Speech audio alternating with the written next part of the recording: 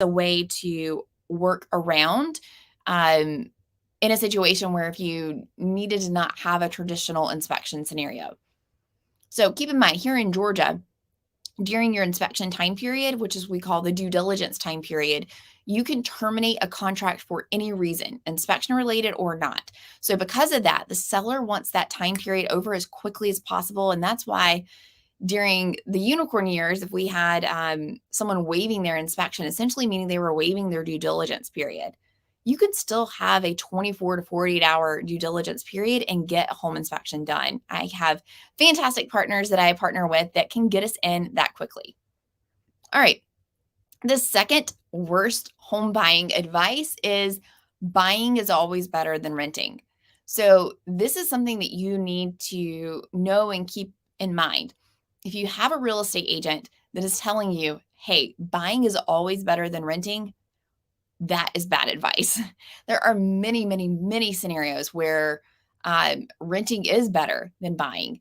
And that there's a lot of factors that go into that account. But, sometimes I have clients that are relocating here from across the country. They've never been here before and they don't know where they want to live. I make really great videos, but they haven't had a chance to come here and do exploratory trips, or they don't have a strong sense of exactly where they want to be. That's a perfect scenario where renting, even short term for 3 to 6 months as you get familiar with the area, is a great idea. Another good reason renting might be better than buying is if you are only going to be in an area for a short time period, 1 to 2 years, 2 to 3 years. That might be a scenario where it might make the most perfect sense to rent, because with what you would pay in interest and with what home prices and how they're appreciating, it may not appreciate enough over those 2 to 3 years where it would pay you back everything and then some to make it worthwhile of going through that process of buying. So buying is not always better than renting. And if you are just joining us on the live stream, I want to know, what is the worst real estate advice that you've ever heard? Let me know in the comments of the live stream here. And if you have any questions as we're talking about these things, let me know and we're going to answer those and have great discussion about that. So we're talking about the worst real estate advice ever. And these are some of the things that I hear over and over again. All right, the next worst piece of real estate advice is it's okay to use an out-of-state lender. Now, I'm going to put a caveat on this because not all out-of-state lenders are bad. And this really goes towards using big national lenders or lenders that don't have hardly any experience in the state that you're buying. So, for example, a long time ago, I had a client whose family member owned a mortgage company in California, and they were insistent on using their family member, which, hey, I get it. It's family, right? And sometimes we have to do things with family members. This was a scenario where California and Georgia are drastically different. And although this mortgage loan officer had their license in Georgia, they hardly ever closed any mortgages in Georgia. And because the states are so drastically different, the processes are drastically different. The timeframes are drastically different. Long story short, it caused incredible headaches and delayed closing and a lot of stress on everyone involved, including the buyer and the seller and the closing attorney and the buyers, who was their own family member, because they just weren't experienced with knowing how to do things here in Georgia. So I always strongly encourage you to make sure that you are using someone that is very reputable and licensed and very experienced in the state that you're buying. I have excellent local lenders that I love to connect you with. And I do that because I know that you're going to have a fantastic experience with them. They're going to give you great customer service and they're going to give you great rates. Now, occasionally I meet some of great clients, like you potentially that may be watching, and you may have already connected with a great lender. And I help you on the back end kind of vet that person out just to make sure that, it's getting my stamp of approval, because that's important, because you need to have a good real estate experience. And there's two main factors that go into that: the agent that you work with and the lender that you work with. We work really closely together, and there's a lot that can go wrong in a real estate transaction between who you're working with as an agent and the actual lending side. So those are two things that you really want to make sure that you have someone super, super knowledgeable. So I'm curious, have you ever used an out-of-state lender or a big national lender like Rocket Mortgage or Bank of America, anything like that? Was your experience good or was it bad? In my experience, it's almost always bad when it comes to those big national lenders. All right, the next piece of real estate advice that you need to know is that you do not want to lowball your offer. This is bad advice. And whenever you're working with a great real estate agent, they are going to study the market. They're going to know the market numbers and conditions, and they're going to be able to study what comparable homes have sold for. And they're going to be able to give you a range of which, the home could likely go under contract for and where to start that offer. Lowballing a seller can sometimes just immediately be a no. And what do I mean by that? So let's say that someone's selling a house for $450,000 and you want to make an offer at $400,000. Well, that's a scenario where, absent any evidence of why you should be making a $400,000 offer, that would be something that is going to be a hard no from that seller. And they may look at that offer and say, hey, you're not a serious buyer because you're making such a low offer. I don't even want to deal with you. That scenario has happened quite a bit. And a lot of times, too, depending upon the market conditions and scenarios, I've worked with clients who were insistent on making really low offers. And as a professional, it's my job to educate you on what's going on with the market and what's realistic and what's not realistic. And it's, kind of a waste of everyone's time if you're not someone that can be realistic. So I would really encourage you to not take that advice, and hey, with a grain of salt here, because there's always a scenario where lowballing can be a good, opportunity. Have a buyer right now. We are under contract on a great home. And whenever we were thinking about making an offer on this home as part of my process, looking at homes that have recently sold, and I looked at the data and I said, hey, this home is overpriced. And this is where we need to go in and make the offer. And let's anticipate that they're probably going to counter us, but let's start here. Well, they took that offer. They took that initial really below asking offer because we were able to kind of make the case of this home likely is not going to appraise for what you have it listed for. So there's always a time and a place for that. All right, the next bad piece of advice that I hear all the time, and as we're sharing these, or as I'm sharing these with you, I would love to hear what bad advice you have gotten. So let me know those in the comments. And if you're just joining us, say hello. I'd love to know where you're joining us from and where you're watching.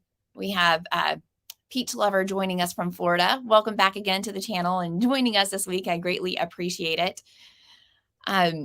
So we are talking about bad advice that you have gotten in purchasing or selling real estate, or what you've heard or you've seen other people go through. So we've talked about how you don't need an inspection. You do need an inspection. I shared that some bad advice that you get is that buying is always better than renting. That's not true. There's many scenarios where renting is better than buying. It's okay to use an out-of-state lender. Most of the time it's not. And that it's okay to lowball your offer. Again, lean on your experienced agent that you are working with. All right, this is a huge one. This can be bad advice, letting the seller stay in the home after closing. So this became very prevalent in the unicorn years of the market of what we just came out of over the past 2 years, where sellers were pretty much saying, these are my demands. This is what I want to sell my house. Who can give me all of this and the highest price? And, if you were in a situation where you didn't have to move into the home right away and the seller wanted to stay an extra month in the house, and all things were equal and you had offers on the table and one buyer could do that and the other couldn't, the seller's choosing the buyer that can. Well, those are the market conditions that dictate and share that the market is saying these are the types of offers that can be given or likely accepted given such low inventory and so many buyers wanting a house. And so for a while there, a lot of sellers were demanding that they have the ability to stay in the house after closing. And there were a lot of clients that I worked with over the past couple of years where that was part of our offer strategy, was letting the seller stay in the house after closing. Now, I want you to know, and it's very important to understand this, is that the sellers are signing what's essentially kind of like a temporary lease agreement. Sometimes there's money tied to the seller staying in the house. And when things are really competitive, if you can let that seller stay in the house with no payment to you, that's a huge advantage that you have. But there are risks involved with letting a seller stay in a house. And some of those risks involved are, what happens if the seller does not vacate the home when they're supposed to? You have to kind of weigh the pros and cons of doing this. That is a possibility that it could happen. Now, the contract documents state that the seller has to pay X amount of dollars for every day that they stay in the house past what they're supposed to. And that's a negotiable amount. If I'm representing you and we are talking about this, I'm making that number super painful, like $1,000 a night. Now, the question becomes is that if that happens, how are we going to enforce that? Well, we have to take them to court. It becomes really challenging. Another thing that comes up as problems with the seller staying in the house after closing is that typically you have a final walkthrough of the home prior to closing. So before you sign all the great paperwork, making the house officially yours, in a normal traditional scenario, we are going to the house and seeing it empty, and we're verifying that there's no major problems, that the house hasn't sprung a leak, that the seller didn't punch holes in the walls on their way out, and that everything is good to go before we officially sign on the dotted line, making that house yours. Now, we still do a walkthrough whenever a home is occupied and a seller is staying, but the seller's stuff is still there. So you don't get an opportunity to see a clean slate. You don't get an opportunity to see, did the seller damage the stairs on the way down when they were moving all their furniture down the stairs? So it becomes, a little bit of a challenge there, and there's a lot of trust involved, and that also leaves kind of the window of opportunity for things to go wrong.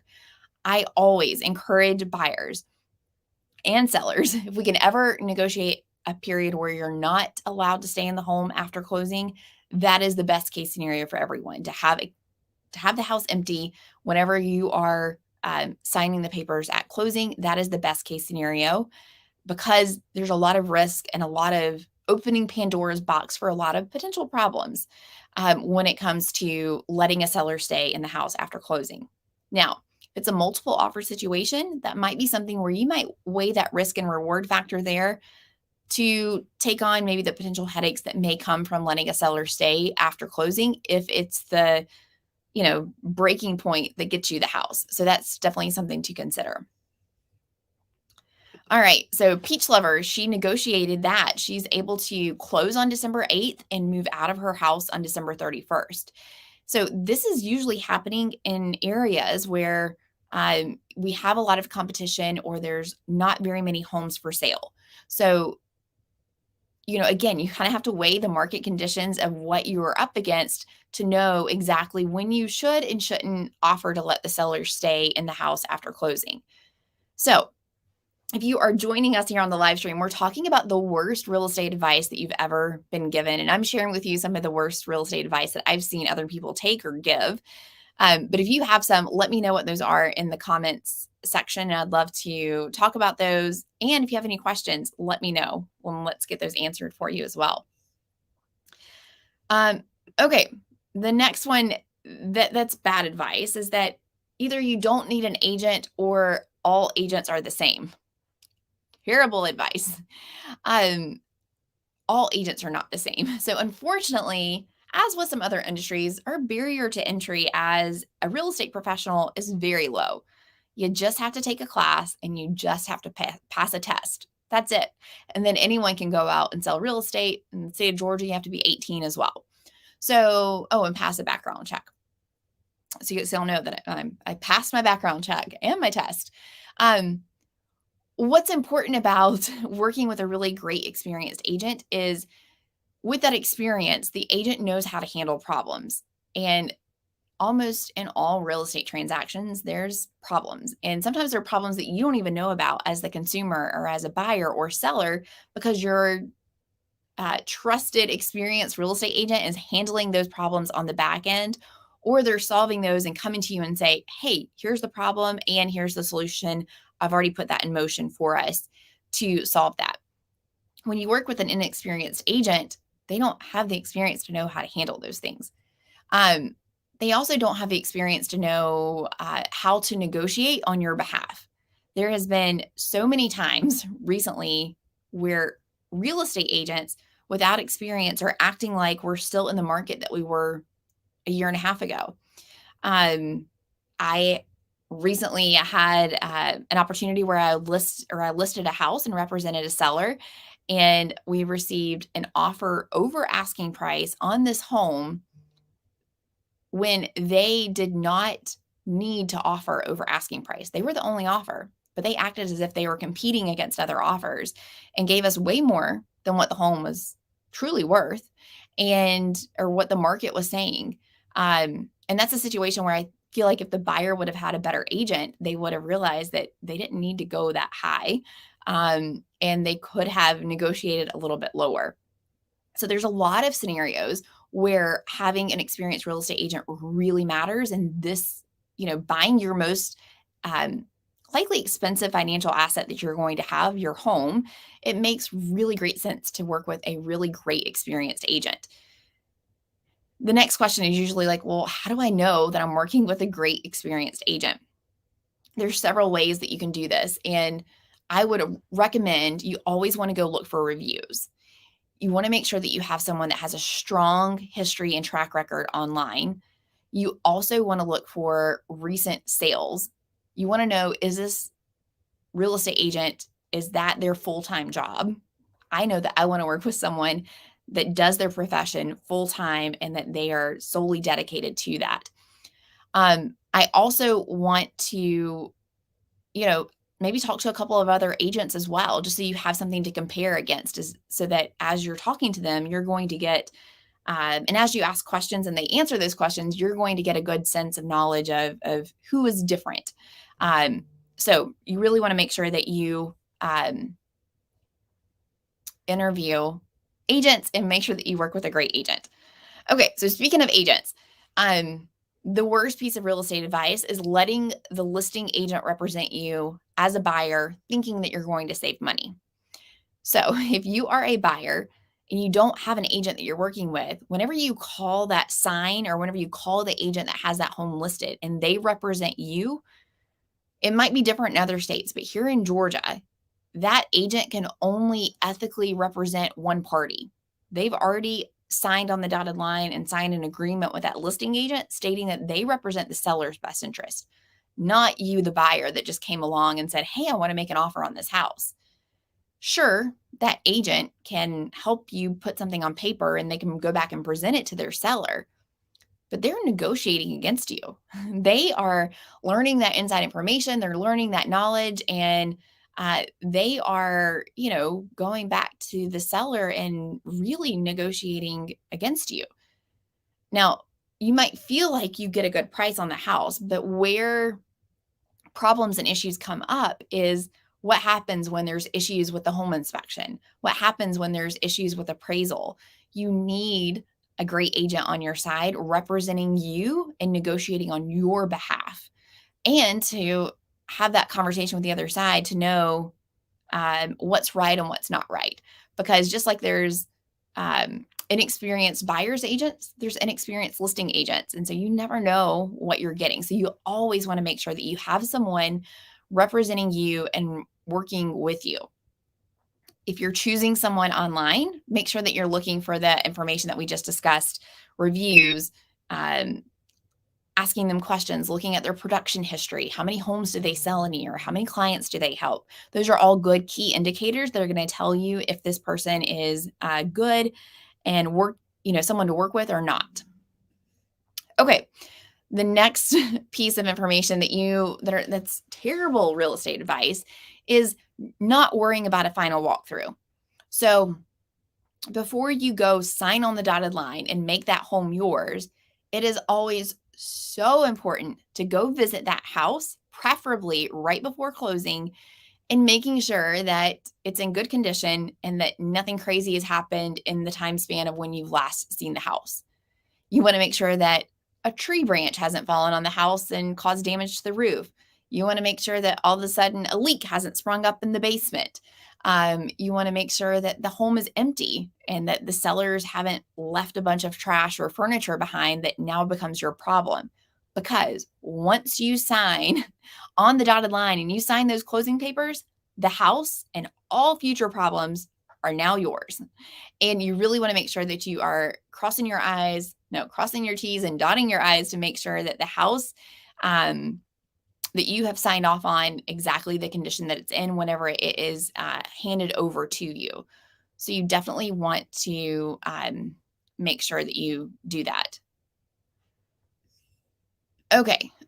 Frank asked a good question. I have an agent who can help sell my current home, but if my new house is 30 to 40 minutes away, should you hire an agent who's more local? Yes and no. So I'll give you my advice based on my current local experience. So I serve the North Metro Atlanta area. My office is in Beaufort. I regularly, help people buy and sell within a 45-minute to an hour radius. I have a lot of knowledge of all of those areas because I do a lot of business there. So for me, it's not unusual to help someone that's an hour away from where my office is or from where I live, but I do have that knowledge and experience. However, if you are working with an agent who, if you're moving to an area and you don't know anything about the area, I would want that person to have specialized local knowledge on that area. But if you know, like, you want to buy a new construction house in this community and you've already kind of identified that and you don't really necessarily need that local knowledge, but you need someone trusted that you already know to help you with it, I would say that your agent currently can greatly help you out with that. So I think that's kind of a mixed answer that I gave you, and hopefully you can kind of gather what I'm trying to communicate there. It depends on your area and it depends on the agent, but I think you'll know what's best for you in that situation. But that is true. That's another great question to ask whenever you're interviewing agents to help you buy or sell, which is, how much business have you done in the area? And because, an agent can drive anywhere to help someone, but you do want someone that has that specialized local knowledge, because when your roof needs a repair or when you need a plumber to come fix something, that's part of the services that I do for buyers and sellers, is connect them with really great tradesmen that can handle all of those things. So if you're living really far away, your agent is not going to have those trusted people in that area that they can recommend. And I would kind of take that into consideration as well. Peach Lover and ask, when I purchase a house with cash, how long will the closing take? So that is a good question. So cash closings can happen very fast. So in the state of Georgia, really the only thing that is the holdup with a cash transaction is getting the closing attorney to perform all the title work. So the title work is whenever they check to make sure that there's no liens against the house and that the seller has clear title in order to sell the home. They also get all the documents prepared so that they can record that with the county. Now, a typical cash closing in Georgia takes between 7 to 10 days. Sometimes it can happen faster than that, depending upon if the closing attorney can get the title ran that quickly. Now, the actual process of signing the paperwork is very easy if you're a cash buyer in Georgia. If you do it in person, well, you can do it in person or not in person. You can even sign online as a cash buyer and you don't have to go anywhere. It takes about 5 minutes worth of paperwork. Same thing in person. It's a 5 to 10 minute process. In person, it's very, very short. Now, bad news if you're doing a loan. You have to be in person in order to do the loan. And sometimes we can get approval from your lender to do an out-of-state closing, but you're actually signing the papers still physically with a notary in person, even if you're out of state. If you're in state and we're signing in person, that process is going to take a good solid hour. There's a lot of paperwork to sign. The lender has to document everything like 5 times. So that is how long that process works. Now, one thing I recently kind of realized when working with fantastic clients like you from out of state is that every state's closing process is a little bit different. And here in Georgia, whenever you close on a home, it is very customary and normal for you to sign as a buyer paperwork at the same time that the seller is signing in the same room at the same table. So you're sitting face to face with the seller. And a lot of times, buyers will say, "Oh, that's really weird, and that makes me feel kind of uncomfortable." And I explained to them, it's actually almost 9 times out of 10 a great thing because the seller is going to share with you at the closing table information about the neighbors, what that funky light switch does up in the closet, or a trick about the Christmas lights and where you want to plug in something. So, you get to learn like a lot of great information at the closing table from the seller. So, usually it's a really, really good thing. And people usually love seeing who's buying their house and kind of hearing some stories about the house as well. So, off on a tangent, but that's something that you need to know. All right. You want to do that final walkthrough right before closing. And again, that's the last time that you have an opportunity to make sure that everything is good in the house before it is officially yours and your problem. That is something that you need to know. All right. Let's see here. Escape route from New York. Thanks for joining us. Please do a show on landlocked property. Tell me a little bit more about that. Do you mean like a piece of property that you have to access by going through the neighbor's property? I think that's what you're asking, perhaps. If that's what you're asking, here in Georgia, we have easements. So I recently helped a buyer buy a house and it was on 10 acres. There were 2 other properties of homeowners that had houses also kind of behind this property, and they shared a driveway that was owned by my now buyer. And there was an easement, like a recorded easement saying these other 2 people have legal rights of access to use and traverse across this piece of 10 acres to get to their property.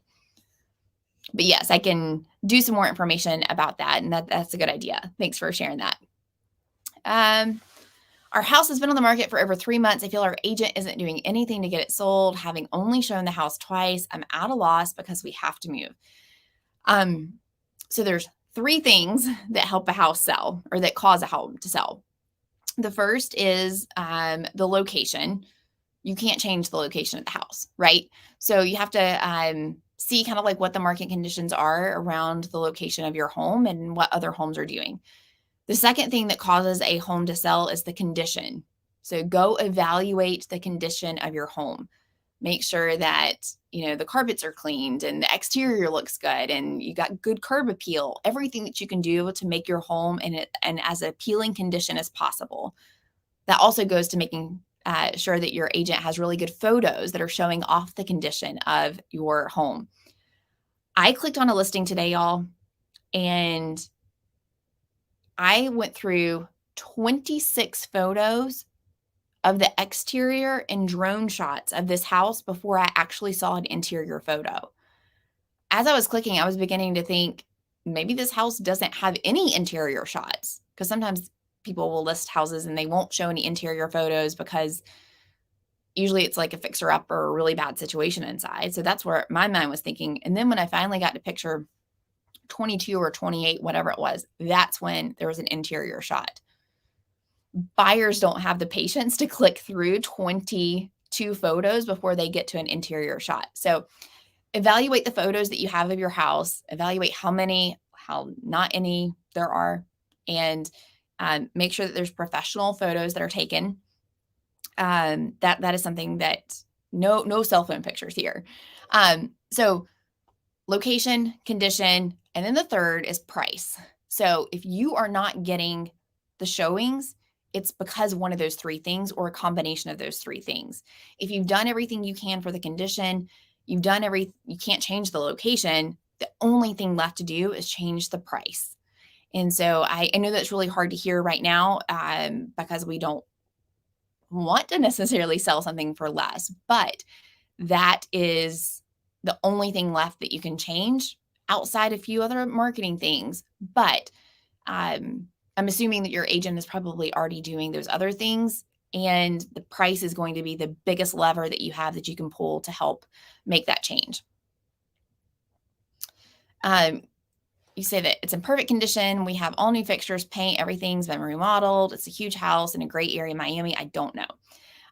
If you want a second opinion, I have a fantastic real estate agent down in the Miami area that is one of the top agents with Keller Williams in the country. I would love to put you in connection with her.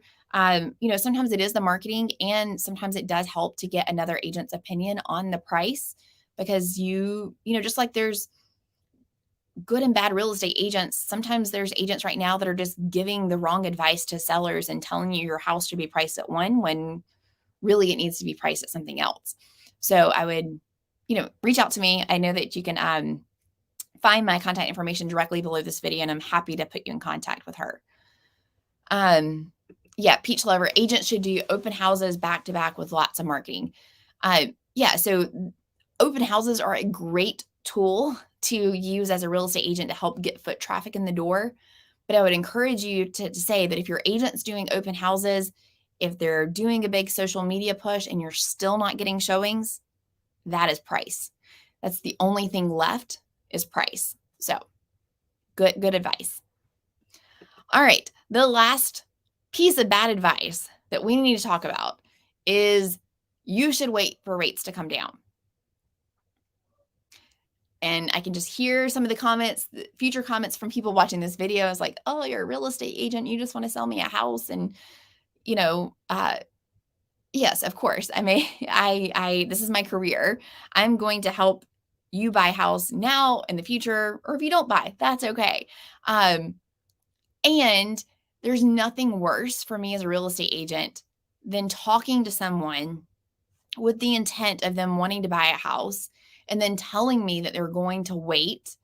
And then when that, 6 months to a year later happens and what they thought was going to happen doesn't happen. And then they're in a situation where either one, they've priced themselves out of the market, or two, they're forced to wait some more. And so my question kind of becomes to you to consider is, how long are you willing to wait? And what is the cost of waiting? We saw this happen a lot in the pandemic unicorn years. Their interest rates were great. There was a lot of demand, and people were having to pay quite a bit over asking for homes in order to get them under contract. And some of the conversations that I had with clients back then was, well, we're going to wait for home prices to come back down. Okay. Well, here we are a year and a half out of the pandemic, and home prices have not come down. They're still going up, and they're still going up despite high interest rates. And it's because there's still such little supply. So my job here is to tell you that there's no market conditions on the horizon that is going to put downward pressure on home prices or increase supply, which would put downward pressure on home prices. So at the end of the day, it's your choice, and I can only give you the information, and you have to make the choice that's best for your family. And you need to be able to afford the house, right? So regardless of what the market conditions are, if you can't afford what the home prices are at the interest rate, that's simply just the fact. You don't want to do anything that's going to put yourself in financial jeopardy or put yourself where you're stretched too thin. And it's my duty as a real estate agent to inform you of what's going on so that you can make that decision. And so we're already starting to see it. The interest rates are starting to tick down, and mortgage applications are going up because everyone is saying, oh, yes, we got some good news. Things are starting to get a little bit better in the real estate market. Let's go consider buying a house. Well, the more people that do this, the more competition there becomes for what little houses are for sale out there right now. There's still like 30 to 40% less homes on the market today than there were this time last year. So there's even less houses for sale, and the demand is still there. So it's my advice to you that do not wait for rates to come down. Jump on the market when you can, get in how you can. You're always going to be able to refinance in the future. You're never going to be able to refinance or renegotiate that rate at which you paid the house. So if you have an opportunity to buy let's just say a $500,000 house now at a 7.25% interest rate. But if you had to pay $550 for that house 6 months from now because of competition at a 6% interest rate, it's the same thing. Your payment's going to be a little bit the same. And then, but yet if you had bought it at 500 in the future, you're going to be able to refinance at that 6% at that $500,000 price that you paid, not the 550. So something to keep in mind, but the timing has to work out for you, and it has to be the right decision for you and your family. I would love another opinion, but what about the cancellation fee of $1,000? So that might be something that your current real estate agent has written into the contract. I guess I would find out, kind of take into consideration how long your contract is before it runs out. And that might be something that you may be able to negotiate with your new agent of saying like, hey, will you help me recoup the cost? Would you be willing to cover this and reduce your commission if you were able to get the new contract? That might be something that an agent might be willing to do.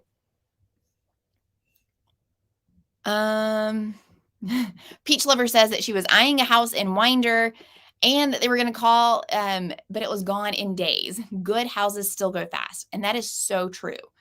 Homes that are priced right, in good condition, with great photos, those homes are still selling really quickly.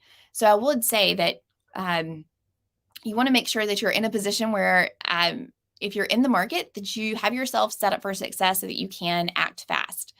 Peach Lover, it's time for us to talk. I want to make sure that I'm able to act quickly for you. So my contact information is directly below this video. So I'd love to get in contact with you so that I can put you in a really great situation and help you be able to move a little bit faster in the future whenever we see a really good home for you.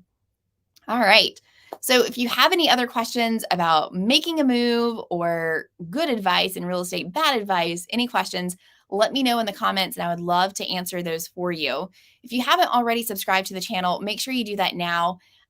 You'll get notified every time we go live, which is every single Wednesday, just about every single Wednesday, talking about what's going on in the real estate market. And then, of course, every single Sunday, we have a video coming up about what's going on in the real estate market or a town here that you need to know about, neighborhoods that you need to know about.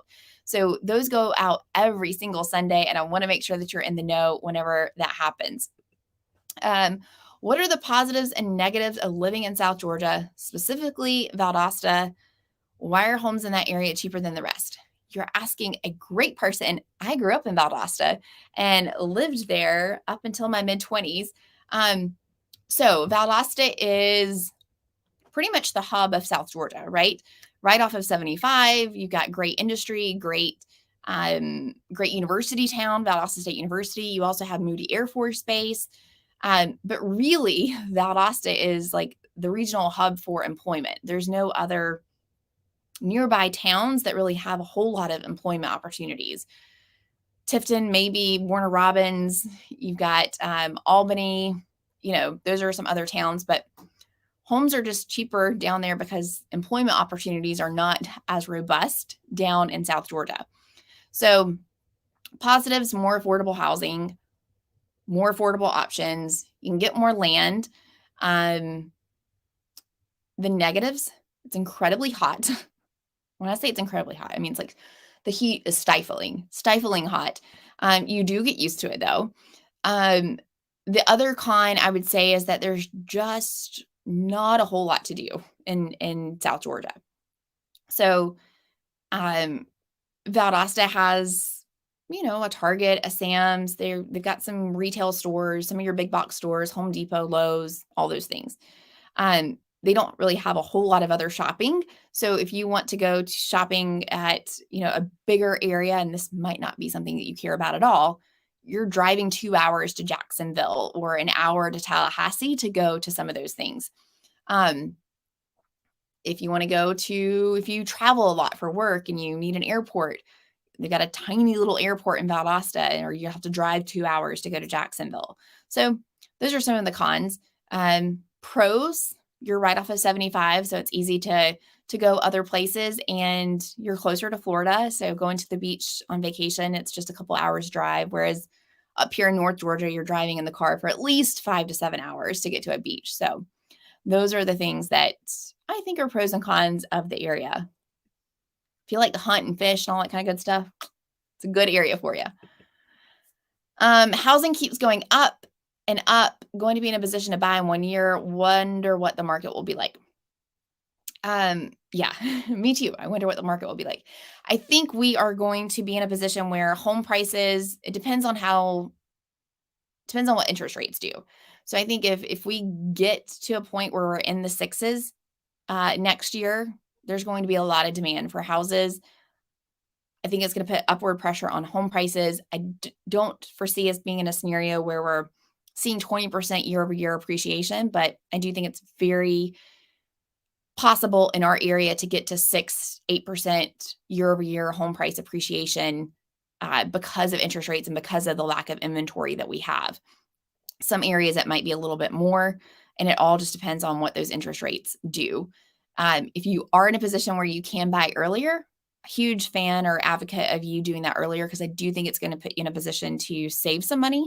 But if that time period is hard and fast, it's just one of those things that we'll have to kind of evaluate in the next 9 months to kind of see what the best strategy is for you and your family when you get a little bit closer to that time frame. So I would love the opportunity to help y'all. I have so enjoyed spending some time with you this afternoon, evening, answering your questions and sharing with you the worst advice in real estate. If you're watching this and the replay, let me know what the worst advice in real estate you've ever gotten in the comments. But if you haven't subscribed to the channel, go ahead and do that now. I will see y'all next week, Wednesday, here as we answer your questions again, and check out the video that's coming out on Sunday. It's going to be a lot of great information on some really cool neighborhoods that you need to know about. So I will see y'all next week.